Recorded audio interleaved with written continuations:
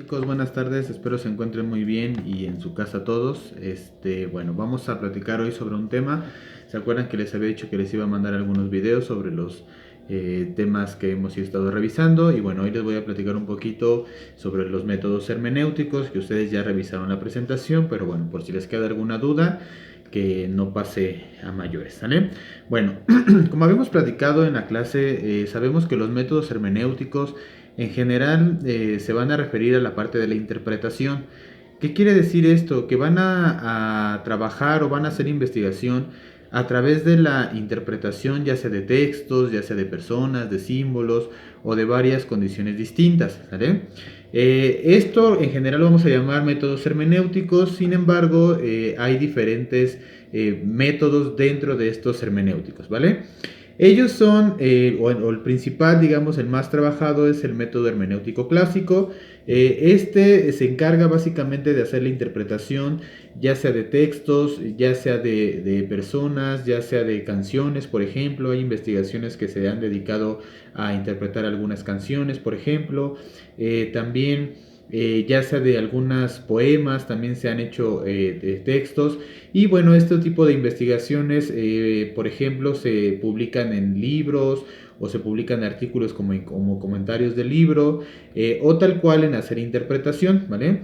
Este método hermenéutico clásico también lo puedes hacer en vivo o se puede hacer en vivo a través de la observación, es decir, en algún contexto, por ejemplo en la universidad o por ejemplo ahorita a partir de la contingencia en la que nos encontramos, podemos observar las características de la población, si la gente se está quedando en su casa, qué tipo de actividades están teniendo, cómo están pasando estos momentos, etcétera, ¿vale?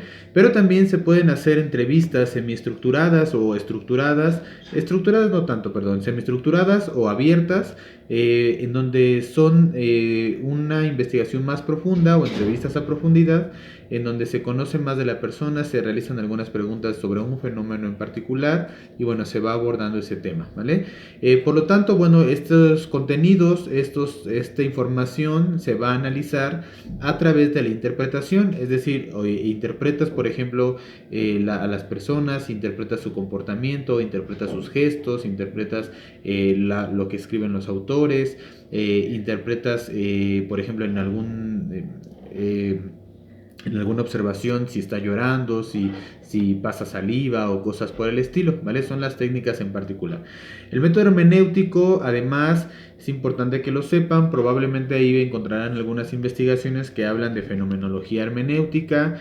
Esto es porque, bueno, en general se sabe que en cualquier tipo de investigación, incluso en la investigación cuantitativa, pues hacemos hermenéutica en el momento en el que interpretamos los datos, ¿no? Entonces, esa interpretación, ese análisis interpretativo, es a lo que se refiere la hermenéutica, ¿vale? Pero está más enfocado a la interpretación en varios aspectos. Por eso también, insisto, pueden encontrar estudios de fenomenología hermenéutica, en donde a través de entrevistas o de grupos focales han interpretado lo que para las personas es su experiencia, su forma de vivir, ¿vale? Entonces también eso lo pueden encontrar ahí.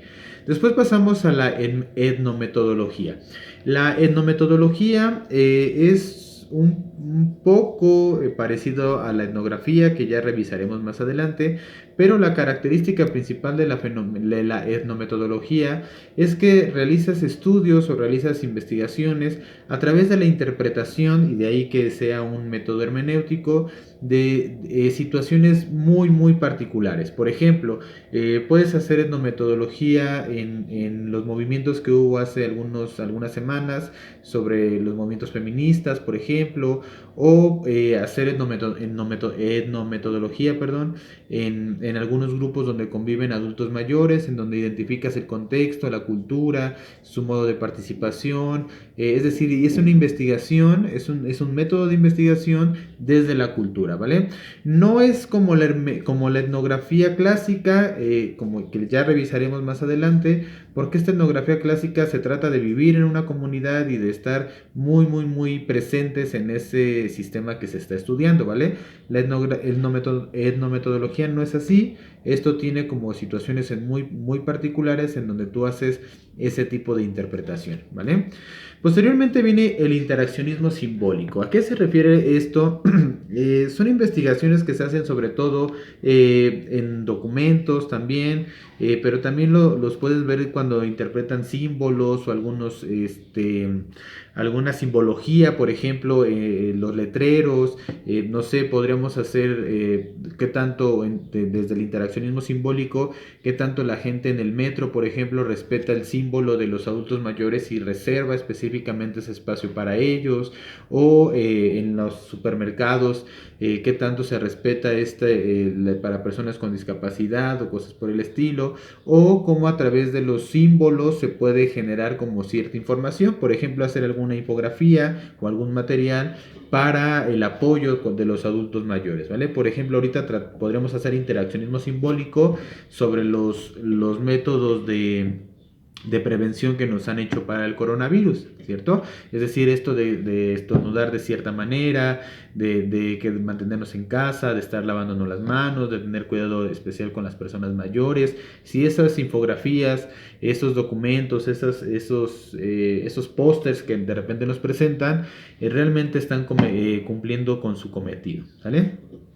Finalmente, también dentro de los métodos de hermenéuticos encontramos el análisis del discurso. Como ustedes lo revisaron en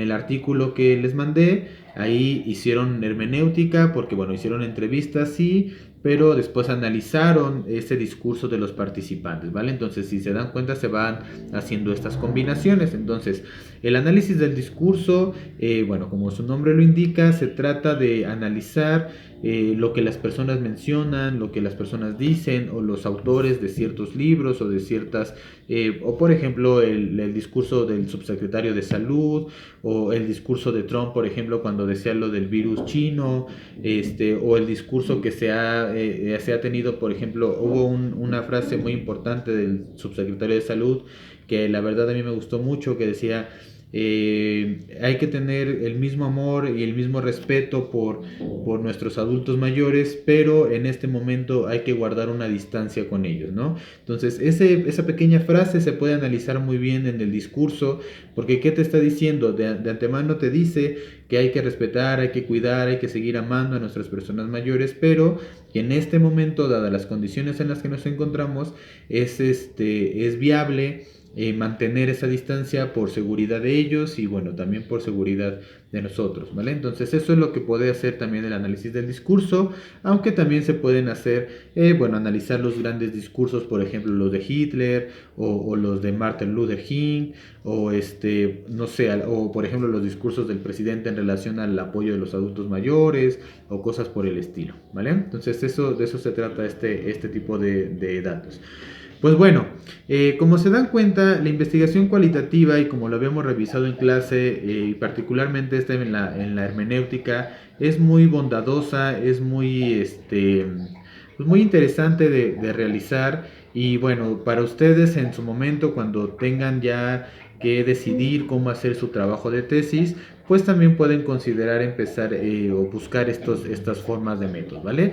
Todavía no se presionen, que seguiremos viendo algunos otros materiales y posteriormente también eso les llamará la atención, ¿vale? De eso se trata la investigación, que nosotros empecemos a conocer más, nos familiaricemos más y, bueno, también tengamos un mayor conocimiento y un mayor acercamiento a la investigación, ¿vale? Pues chicos, muchas gracias, que estén muy bien, me dio gusto saludarlos. Ahora acá los recibo en la casa, sí, pero bueno, estamos para servirles cualquier cosa que necesiten, bueno, estamos en contacto, ¿vale? Perdonen ahí si es un ruidito que se escucha, es Porfiria que está tomando agua, que es su cosa favorita de hacer, ¿vale? Que estén muy bien, chicos, manténganse en casa, recuerden, es muy importante estar a salvo todos, resguardarnos, protegernos y, bueno, ya pronto nos veremos, bueno, no sé si tan pronto, pero bueno, ya en su momento nos veremos, que estén muy bien, saludos a todos, que estén bien, chao.